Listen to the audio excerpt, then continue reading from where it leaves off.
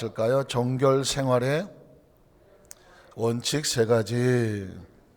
정결한 생활의 세 가지 원칙, 또 원칙 세 가지, 이런 제목으로 말씀 은혜를 나누기 원합니다. 우리 남자들은 잘 아마 모를 것 같아요. 근데 우리 여성 동지들께서는 결혼식 준비를 할 때 그 뭐 날짜를 잡는다든가 또 신부 단장을 한다든가 어떻습니까? 힘들었다. 나 결혼식 준비하는데 신부 단장하고 하는 거 힘들었다. 힘들진 않은 것 같아요. 좋았다. 좋지도 않은 거. 좋았다. 우리 신남정 권사님은 얼마나 좋았으면 지금도 손을 들까잉. 좋았습니까? 남자들은 잘 몰라서 하는 얘기예요. 결혼식 준비하는데 신부로서 좋았다. 김삼순 권사님 좋았습니까? 두 손 들고 좋았구나. 우리 남자들은 힘들었던 것 같은데. 어쨌든 신부 단장이라는 말이 있습니다. 신부는 단장을 한다. 물론 신랑도 뭐 양복도 새로 하고 뭐 신발도 하고 뭐 어쨌든 결혼식 날은 뭐 남자들도 하여튼간에 뭐 옷을 예복을 입죠. 예복이라고 말하는데 신부의 결혼 준비는 굉장히 남자들하고는 얘기가 안 될 정도로 상당히 복잡한 것 같습니다. 뭐 웨딩드레스도 새롭고 또 웨딩드레스에 맞춰서 또 몸도 만드시느라고 힘들고 뭐 구두도 그렇고 뭐 어쨌든 모든 소품이나 모든 준비하는 것이 보통 일은 아닌 것 같죠. 뭐 벌써 한 몇 개월 전부터 얼굴 마사지 들어가고 안 들어갑니까? 난 마사지 했다. 마사지 손을 무슨 손을 이렇게 드십니까? 조금 애매하셔서 그런가. 어쨌든 뭐 보니까 뭐 마사지도 하고 조금씩 머리도 길러서 들어 올려 갖고 쪼글지나 어쨌든 머리도 길게 하시려고 어쨌든 신부 단장을 굉장히 신경을 써서 하시는 것 같습니다. 뭐 옷도 그렇고 예복을 벗고 나서 이제 신혼여행 갈 때 어떤 옷을 입을 것이냐 등등등. 어쨌든 신부의 결혼식 준비는 상당히 복잡하기도 하고 또 아주 조중하기도 하고 또 상당히 여러 가지 많은 꿈을 꿀 수 있는 귀한 시간이기도 하는데, 신랑 단장이란 말은 별로 못 들어봤는데 신부 단장이란 말은 굉장히 많이 중요하게 각 나라 어느 나라를 막론하고 저 아프리카라든 아니면 저 알래스카든 어디를 막론하고 이 신부는 상당히 결혼식에 맞는 표현인지 모르겠지만 주인공이라고 말하고 꽃이라고 말하고 어쨌든 굉장하게 신부 단장에 신경을 쓰고 준비를 하는 것을 보게 됩니다. 오죽하면 성경에도 마태복음 25장에 보면 열처녀의 비유를 말할 때 그들은 모두 신부였습니다. 그리스도를 신랑으로 둔 신부의 상징적 비유긴 하지만 그 신부들은 신랑이 오기를 준비하고 있더라고요. 물론 내적인 준비 이런 것도 중요하겠지만 등불과 기름을 준비하더라. 역시 영적으로 보면 신부의 단장을 성도가 어떻게 준비하느냐라는 표현과 같습니다. 신부는 이렇게 단장하고 준비를 한다는 거죠. 이것은 우리에게 크리스찬은 이 땅의 삶을 살면서 누구의 신부로서? 그리스도의 신부로서 다시 오실 신랑 예수 그리스도를 준비하는 성도의 삶이 신부의 삶과 같다는 것입니다. 신부는 정결하고 또 성결하고 또 깨끗하고 순수하고 이런 의미에서 웨딩드레스를 하얀 옷을 입는 것처럼 크리스찬들은 이 땅의 삶을 살면서 항상 웨딩드레스를 입고 있는 것 같은 거룩하고 성결한 삶의 모습을 아주 중요시 여겨서 우리가 성막 얘기를 할 때 세마포 옷이 나왔던 것처럼 세마포는 특별한 사람들에게 성결하고 거룩하게 준비한 삶을 사는 것이고, 계시록에 보면 우리가 이 땅의 삶을 마치고 하나님의 나라에 들어갈 때 그리스도를 위한 신부의 옷, 세마포의 옷을 입혀준다라는 의미가 있습니다. 오늘 구약 성경이지만 하나님의 사람들에게 여러 가지 정결한 원칙이 있겠지만 오늘 말씀 속에는 세 가지 정도가 정결한 원칙이 보여집니다. 첫 번째는 뭐냐면 영적인 정결함입니다. 한번 따라 하실까요? 영적인 정결함. 우리가 지켜야 될 정결함 가운데 아주 철저하게 영적인 정결함을 말씀하고 있습니다. 출애굽기 22장 18절에 보면 좀 살벌하긴 하지만 너는 누구를 살려두지 말라고 말합니다. 무당을 살려두지 말라는 겁니다. 그렇다면 뒤집어 말하면 지금 이 출애굽기 22장은 이스라엘 백성이 애굽에서 나와서 광야를 가는 그런 가나안을 통해 가기 위해 광야를 지나간 삶인데 그 300명 가운데서도 무당이 따라 들어온 거예요. 무당이. 그러니까 순수한 이스라엘 백성들만 따라 나온 것이 아니라 이렇게 저렇게 붙었던 잡족들, 표현이 좀 그렇습니다만 잡족들이라는 것은 뭐냐면 이스라엘 백성이 아닌 다른 어떤 주위에서 섞여 있었던 그런 족속들이 따라왔는데 뭐 애굽에서 노예생활 400년 하다가 보니까 하나님을 섬길 수 있는 그 모든 것들이 잊어져 가는 상황이니까 이방의 족속들이 붙었으니까 그들이 섬기던 신들을 가지고 들어왔습니다. 그러니까 이스라엘 백성들 가운데서도 그 섞여 있는 부족들이 안타깝지만 다른 신을 접하거나 다른 신을 접신해서 어떤 하나님 외에 다른 신을 섬기는 그런 무당이란 다른 게 아니죠. 다른 신과 접하여 어떤 접신의 행동을 하거나 다른 신에게 제사를 하게 하거나 다른 신을 섬기게 하거나 이런저런 모양을 하는 것을 다 무당이라고 할 수가 있는데 하나님은 이렇게 말씀합니다. 무당은 어떻게 하라? 끊어내라고 말하는 것입니다. 참 하나님은 철저하게 하나님 백성들이 이 땅의 삶에 하나님 외에 다른 신을 두지 말고 뭐하지 마라? 섬기지 말라는 것입니다. 다른 신을 섬기는 것은 영적인 간음과 같고 하나님을 배신하는 것 같고 배반하는 것 같다는 것입니다. 우리의 삶의 장 가운데 우상을 두지 말라는 말과 같은 맥락입니다.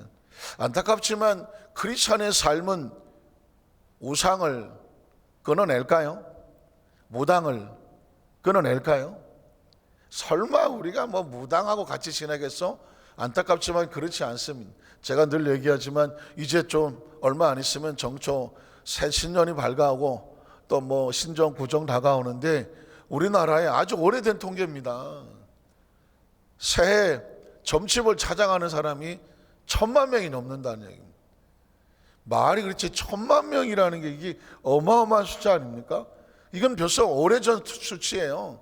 1000만이 될지 1500만이 될지는 아무도 모르는 것인데 점집을 찾아간다는 얘기는 그만큼 불안하다는 얘기일 수도 있으며 아니면 그만큼 아직도 어떤 영적인 세계에 대해 기대감을 가지고 있다는 것이며 그러면서도 아직도 미래에 대해서 한국 사람들은 이런 자신의 어떤 것들을 좀 의지하고 맡기고 싶어하는 종교적인 성향이 있다는 것을 보여주기도 합니다. 그런데 안타까운 것은 그 1000만, 1500만의 숫자 속에 누가 있을 것 같아요? 크리스찬이 있는 것입니다. 크리스찬이 있다는 것입니다. 왜 그런 일이 벌어질까요? 하나님을 섬기지만 정확한 삶 속에 우상을 끊어내거나 다른 점치는 것을 끊어내거나 다른 신을 적당히 타협하는 것이 뭐 점치는 것 정도야 뭐 괜찮겠지 뭐 뭐 사주팔자 뭐 궁합 보는 거야 괜찮겠지 뭐 그냥 친구 따라가서 그냥 난 아무것도 안 하고 옆에 앉아 있었고 그냥 신기해서 그냥 정말 맞나 안 맞나 확인해 보고 싶어서 이런저런 핑계를 대고 영적인 타협을 한다면 이건 어떻게 되냐면 내 앞에 다른 신을 두지 말고 우상에게 절하지 말라는 계명을 어기는 것과 같다는 것입니다. 여러분 오늘날은 진짜 영적으로 아주 무서운 세대를 살고 있습니다. 모든 매스컴, 책, 인터넷에 나오는 여러 가지 만화 등등을 포함해서 요즘 어린아이들도 이 핸드폰을 놓지 않는데 그 세계 속에서 보면 엄청난 영적인 무서운 점령과 공격이 있습니다. 아이들의 의식과 머릿속에 귀신이 더 이상 두려운 존재가 아니에요. 무서운 존재가 아니고 귀신은 아주 친근한 존재고 친구와 같으며 그냥 삶 속에 귀신하고 같이 섞여 살아도 그게 이상할 것이 없는 것 같은 그런 것들이 굉장히 많이 침투해 있습니다. 우리가 알던 알지 못하는 사이에 사실 교회학교 교육은 얼마나 중요한지 모릅니다. 얼마나 중요한지 몰라. 어려서부터 신앙으로 세워놔야 이 아이들이 어떤 상황에서 딱 스톱이 돼갖고 안 돼라고 스스로 말할 수 있는 것입니다. 그게 아니면 이 친구 따라 저 친구 따라 막 섞여서 여기저기 돌아다니다 보면 영적으로 초토화돼 버려서 신앙의 교육들이 무너집니다. 지금 다음 세대의 저출산도 문제지만 뭐 출산율이 그냥 절벽으로 떨어지는 것도 문제지만 이미 태어난 아이들을 영적으로 올바로 가르치는 것은 얼마나 중요한지 모릅니다. 이건 사실 우리에게 희망이, 그 교육은 교회 외에 다른 데 희망이 없습니다. 학교여서요 어림도 없습니다. 이제는 학교에 대해서 어린아이의 정신적 도덕과 윤리를, 어떤 인간다움을 가리키는 그 시대는 끝이 났습니다. 학교는 그냥 열심히 공부해서 직업이나 어떤 무슨 뭐 대학이나 어떤 그런 미래 직업관에 대해서 그런 교육만 시키지, 정신적 교육의 도덕 윤리는 이미 끝이 났습니다. 이제 이 인류의 희망은요 하나님 말씀 외에 다른 길이 없습니다. 하나님께서 성경에 우상은 끊어내라, 죽일지니라 라고 말하는 것은 끊어낸다는 것이고 분리한다는 것 같습니다. 우리 먼저 모든 크리스찬 삶 속에 하나님의 절대 다른 신의 어떤 요행과 제수라도 우리는 철저하게 배격을 하고 온전히 말씀 위에 살아가는 우리 성령 되시기를 주님의 이름으로 축원합니다. 출애굽기 22장 20절에 보면 야훼의 다른 신에게 제사를 드린 자는 뭐합니까? 멸할지니라. 크리스찬이 어느 정도 타협해야 될 것이 있고 어느 정도 절대로 타협해서 안 되는 것들이 있습니다. 뭐 세상 속에서 복음을 전하기 위해서 이방 신들을 섬기거나 아니면 종교 간의 대화를 하거나 어떤 평화와 유지를 유지하는 건 괜찮아요. 왜냐하면 예전에 어떤 정말 아주 열심히 있는 크리스찬이 막 절에다가 불을 질렀어요. 혹시 기억하시나요? 절에다가 불을 질렀습니다. 알고 보니까 그냥 다른 식 우상을 섬기는 것들을 갖다가 놔둘 수 없다 그러는데, 어떤 사람은 또 절을 맨날 뺑뺑 돌아. 왜냐하면 여리고성 무너지듯이 무너질지어다. 사실상은 의도는 알겠으나 다 종교를 우리가 뭐 배격하거나 아니면은 뭐 서로 다투고 싸우는 모습은 별로 좋아 보이지 않습니다. 위하여 기도하는 것은 좋지만 직접적으로 막 오물을 투척하거나 막 불을 지르거나 하는 것은 별로 옳지 않습니다. 어떤 사람은 길에 가서, 요즘은 잘 안 보이지만 시주하던 중을 갖다가 패버렸어. 사탄아 물러가라 그러고 막. 또 어떤 사람은 시주하는 중에 여기 보따리에다가 성경책을 집어넣고 예수 믿을지어다 막. 물론 의도는 알겠으나 타 종교를 믿는 것을 굳이 막 극단적으로 뭐로 다투거나 갈등 일으키는 것은 별로 좋은 모습은 아닌 것 같아요. 왜냐하면 그들도 우리가 볼 때는 그냥 예비 전도 대상자예요.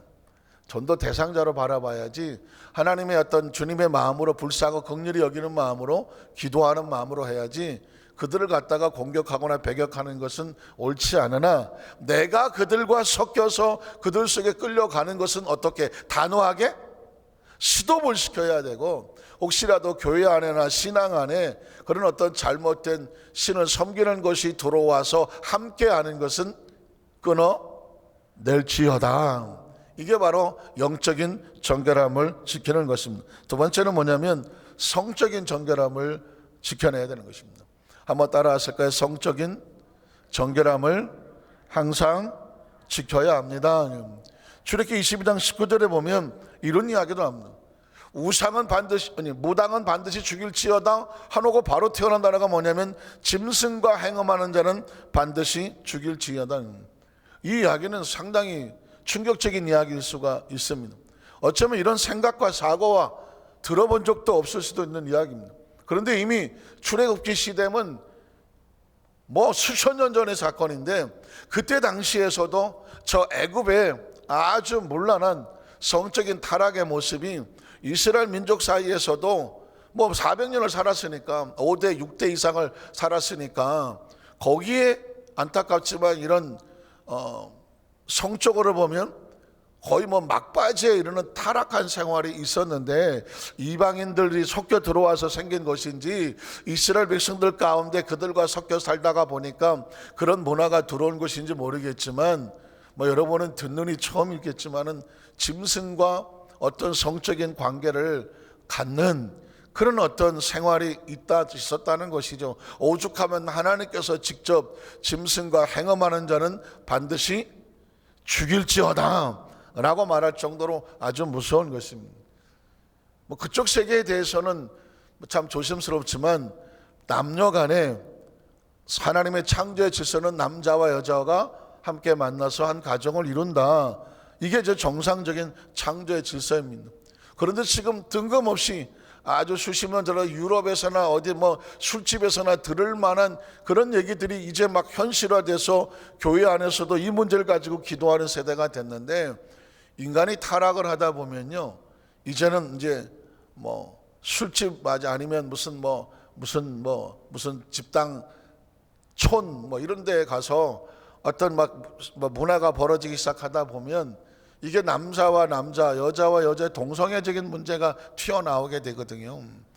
이게 아마 정상적인 사람들은 잘 모르시겠지만 이쪽에 있는 사람들은 어떤 성적인 취향을 잘못 건드리면 그 분야 속에 빠져들어가게 되는 거예요. 제가 뭐 어느 한계가 있어서 말씀드리기가 참 조심스럽긴 하지만, 인간적인 어떤 조덕과 윤리를 벗어나서 극단적인 타락으로, 어떤 극단적인 쾌락으로 거기에 대해서 그냥 끌려 들어가면은 이게 동성애로 갑니다. 동성애로 가고, 또 잘못하다 보면 다자성애라고 해서 한 사람과 여러 사람의 성을 분별해서 집단 어떤 뭐 성교 같은 것이 벌어지게 되고, 이게 또 잘못되기 시작을 하면 어떻게 됩니까? 아주 극단적으로 가게 되면은 전혀 예상치 않은 짐승과의 관계가 또 튀어나오게 됩니다. 왜냐하면 잘못된 성적인 관계는 아주 비정상적인 관계일수록 더 심한 쾌감을 느끼는 아주 잘못된 배후가 있습니다. 이러다가 보니까 이게 어떤 정상적인 신앙생활의 창조의 질서의 모습에서 벗어나니까 어떻게 되면 극단적으로 타락할 수밖에 없습니다. 제가 아는 한도 내에서는 동성애도 전염이 되는다고 저는 봐요. 왜냐하면 제가 아주 오래전에 어떤 집을 상담한 적이 있었는데, 남자아이가 미국에 유학을 갔단 말이죠. 유학을 갔는데 얘가 흑인에게 집단 성폭행을 당했습니다. 남자가 남자예요. 이 아이가 유학을 못하고 한국에 와서 정신적인 치료를 받고, 제가 이제 뭐 전혀 모르는 분인데 아이를 데려왔길래 같이 기도도 해주고 청년부에 연결도 해주고 했었던 기억이 나는데, 몇 개월 뒤에 경찰서에서 연락이 왔습니다. 알고 보니까 이 아이가 다른 중학생 남자아이를 길에서 성폭행을 했어요. 그때 제가 받은 충격은 이게 도무지 이해가 안 되는 거예요. 자기가 당했잖아요. 그것 때문에 자기 꿈도 깨지고 막 치료도 받고 하는 아이인데, 이 아이가 몇 개월 뒤에는 다른 남자아이를 갖다가 성폭행을 하더라고, 동성 간에. 그때 이 관계를 보면 이게 전염이 되나?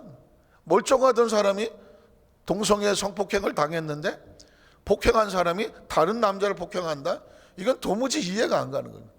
근데 현실이거든요. 근데 나중에 좀 그런 어떤 책자를 보니까 그럴 수 있다고 말하더라고요. 그러니까 이게 어쩜 영적인 것이겠지만 육적으로 전염성이 있어요. 물론 이거는 무슨 뭐 학적으로 발표된 것이 아니라 사례를, 제가 직접 상담했던 사례를 말씀을 드리는 거라 그러는데, 이처럼 이것이 뭐 한두 사람 정도가 아닙니다. 이게 잘못되게 되면 계속 퍼져나가기 때문에, 제가 지난 주일도 말씀드렸지만 이 동성애가 들어가서 합법화시켰던 나라치고 멀쩡한 나라는 없습니다. 도덕이 무너지고 윤리가 무너지고요. 중요한 것은 뭐냐면 교회가 무너지더라고요. 교회. 그래서 정말 우리 성도들이 지난 몇 개월 전에 수원에 있는 경기도청 앞에서 우리가 막 데모를 하고 지도회를 갖는 이유는 뭐냐면, 마치 조그만 뚝이 무너지면 댐이 확 무너져 내리는 것처럼 이 마지막에 이 교회가 지켜낼 부분이 이런 부분이거든요. 동성애가 들어와서 영국이 망하고요. 영국이 망했다는 것은 교회가 망했다는 것입니다. 유럽이 망하고요. 미국도 지금 마찬가지고, 캐나다는 뭐 합법화해서 캐나다도 지금 교회가 거의 다 무너져 내려가고, 뭐 대만도 제가 말씀을 드렸고, 일본도 동남아시아는 아예 그냥 길거리에 돌아다니면 거의 뭐 게이나 트랜스젠더들이 그냥 눈에 마주 보일 정도입니다. 정적인 것을 지켜내지를 못해요. 제가 그런 얘기를 했죠. 전 세계 기독교회가 한국 교회를 지금 바라보고 있답니다.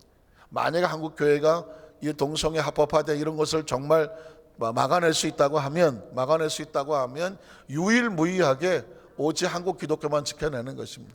만에 하나 한국 교회가 이걸 지켜내지 못하면 전 세계가 막 쓰나미로 밀려가는 곳에 역시 한국 교회도 별 수 없네, 쓸려갈 수밖에 없습니다. 그래서 거의 순교자적인 그런 마음을 가지고 교회가 지켜낼 부분이 이건데, 근거가 뭐냐면 하나님은 이미 수천 년 전에 출애굽하는 이스라엘 백성들에게 짐승과 행함하는 자는 죽일지어다라고 말해요.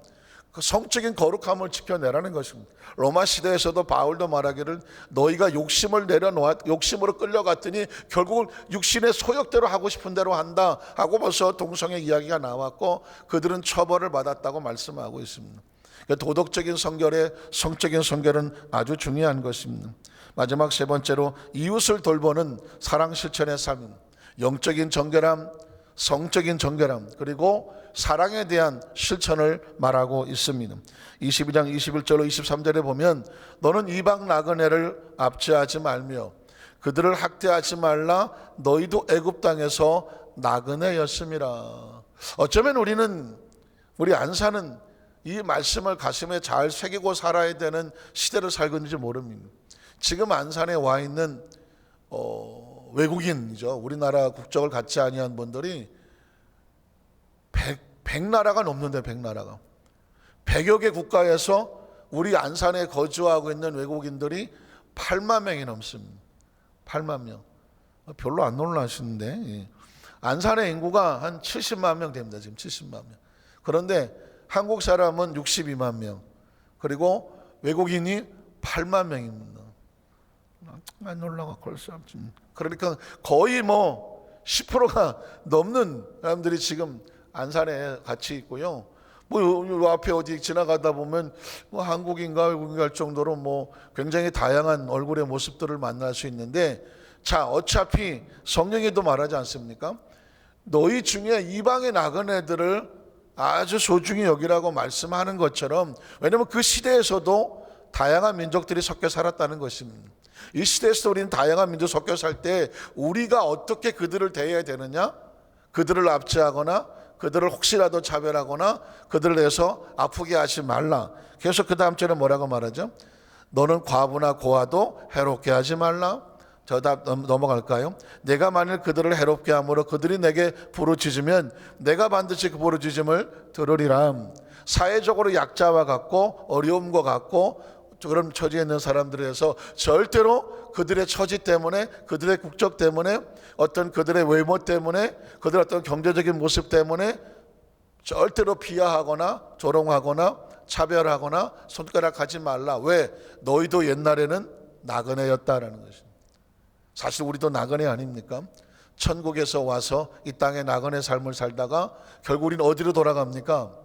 천국으로 돌아갑니다. 그래서 우리 크리스천들의 의식과 사고는 철저하게 국적과 상관없이, 외모와 상관없이, 그들의 어떤 삶의 모습과 상관없이, 배움에 상관없이 어떤 모습이 우리는 무엇을 바라봐야 되냐면 하나님의 자녀로 바라보고, 아직 믿지 아니하였다면 전도 대상자로 바라보고, 그래서 너도 살고 나도 살고요, 너도 귀하고 나도 귀하고요, 함께 더불어 하나님 나라를 가는 형제와 자매의 삶을 이미 벌써 수천 년 전에 하나님께서 이스라엘 백성들에게 가르쳐 주신 말씀, 오늘 저와 여러분을 이 복음의 정신을 가슴에 끌어안고 오늘도 또 많은 사람을 기쁘게 하고 웃게 하고 살려주고 만난 사람의 영혼을 구원하는 통로들 되시기를 주님의 이름으로 축원합니다.